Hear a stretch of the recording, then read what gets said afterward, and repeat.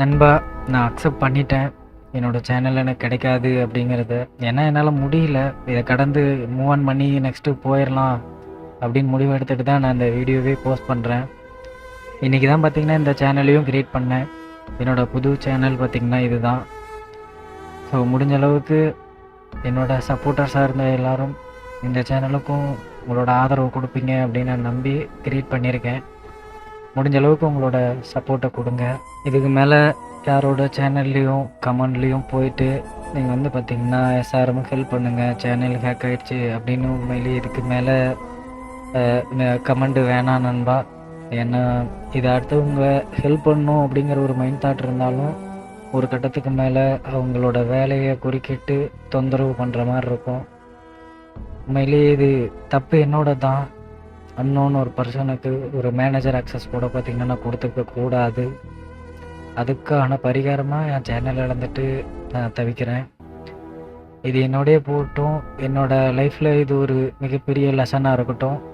இதுக்கு மேலே இந்த மாதிரி தயவு செஞ்சு யாரும் அனுபவப்பட்டுறாதீங்க நண்பா. என்னை வச்சு இது ஒரு அவேர்னஸாக கூட எடுத்துக்கோங்க. ரொம்ப கஷ்டம். அது அந்த இடத்துல இருந்தால் அந்த வழி புரியும்.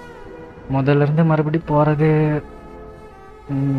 அது ஒரு சங்கடமான விஷயந்தான். ஸோ நான் இதுலேயே இருந்தேன்னா நண்பா, ஒரு மாதிரி என்னை நானே டிமோட்டிவேட் பண்ணிக்கிட்டு 6-7 நாள் ஆகுது நண்பா. ஒரு மாதிரி ஒழுங்காக எந்த வேலையும் செய்யலை. ஒழுங்காக பார்த்திங்கன்னா ஒரு நிம்மதியே இல்லை நண்பா. அதை நினச்சிட்டு அப்படியே வருத்தப்பட்டுட்டு தானே உங்ககிட்ட முன்னாடியே சொன்னல, குடும்பத்தில் ஒருத்தரை இழந்த மாதிரி ஒரு ஃபீல். அது வந்து அக்செப்ட் பண்ண முடியல. அப்படியே கொஞ்சம் கொஞ்சமாக நான் கடந்து போயிடுவேன்.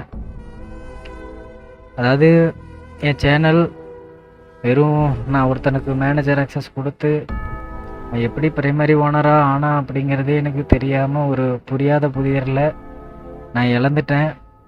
அதை கொண்டு போயிட்டு அவன் வேற ஒரு இடத்த சேனல் சேலுன்னு போட்டு அது எஸ்க்ரோ அப்படிங்கிற ஒரு கம்பெனி மூலமாக சேலே பண்ணிட்டான்.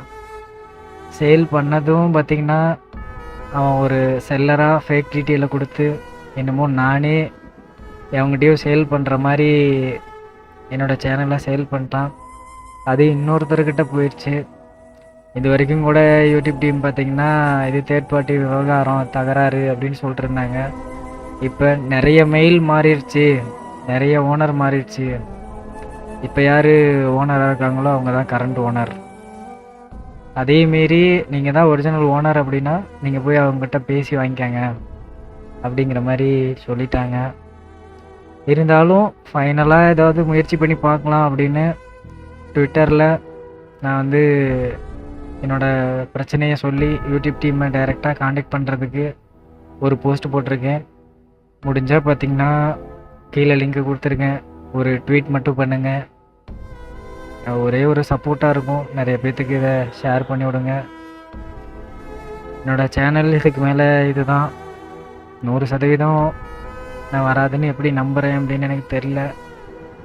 ஆனால் அதை நம்பி இதை கடந்து மூவ் ஆன் பண்ணேன்னா நான் அடுத்தடுத்து வேலை பார்க்குறதுக்கு, அடுத்தடுத்து மறுபடியும் புதுசாக நான் வளர்ந்து வர்றது கூட ஒரு தடையாக இருக்காது இந்த விஷயம். ஏன்னா அது கடந்து போயிடணும் அப்படின்னு நினைக்கிறேன். அதை ஏற்றுக்க முடியல, இருந்தாலும் கடந்து போயிடணும் அப்படின்னு நான் நினைக்கிறேன். ஓகே நண்பா, இதுதான் என்னோடய புது சேனல். நிறைய பேர் நம்ம சப்போர்ட்டர்ஸ் பார்த்துட்டு இருந்தீங்கன்னா ஒரே ஒரு சப்ஸ்கிரைப் பண்ணி சப்போர்ட் பண்ணுங்கள். நான் நாளையிலேருந்து ரெகுலராக அதில் நான் வீடியோ லைவ் வரேன். அவ்வளோதான் நண்பா இந்த வீடியோ. மறுபடியும் சொல்லிக்கிறேன், எனக்காக எவ்வளோ பேர் ரிஸ்க் எடுத்து என்னோடய சேனலை உங்களோட சேனல் மாதிரி நினச்சி கால் பண்ணி, மெசேஜ் பண்ணி, மெயில் பண்ணி யூடியூப் டீமுக்கிட்ட நான் பேசுகிறேன்னு நீங்கள் தனிப்பட்ட முறையில் நிறைய பேர்கிட்ட ஹெல்ப் கேட்டு சப்போர்ட் பண்ண கிரியேட்டராக இருக்கட்டும், ஆடியன்ஸாக இருக்கட்டும், எல்லாருக்குமே பார்த்திங்கன்னா ரொம்ப நன்றி நண்பா. இவ்வளோ பேர் சப்போர்ட் பண்ணும்போது எனக்கு மறுபடியும் ஃபஸ்ட்லேருந்து வர்றது நான் கஷ்டமா நான் வந்துடுவேன். லவ் யூ நண்பா.